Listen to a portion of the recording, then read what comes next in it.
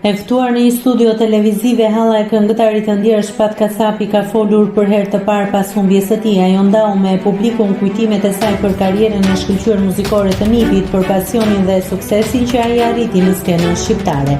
Ajo shprehu me dhimbje të thellë se Shpati kishte kërkuar bashkëpunim dhe mbështetje nga kolegët e tij kohët e fundit të karrierës, por kjo nuk ishte ndodhur. Ne kemi të gjithë dhimbje, nuk po flas për nënën e Shpatit. Ishte një njeri me virtyte, nuk xhelozoi asnjëri. Ajo që më dhem më shumë është se Shpati kërkoi bashkëpunime, ndoshta as mesazhet nuk ja kanë lexuar. Sot po bën gjurmë dhe kjo është krenari. Pse nuk e duam njëri tjetrin kur jemi? Kjo është e dhimbshme. Nuk e di si do jetë rruga në vazhdim. Shprehet mes të tjera shhalla e Shpatit.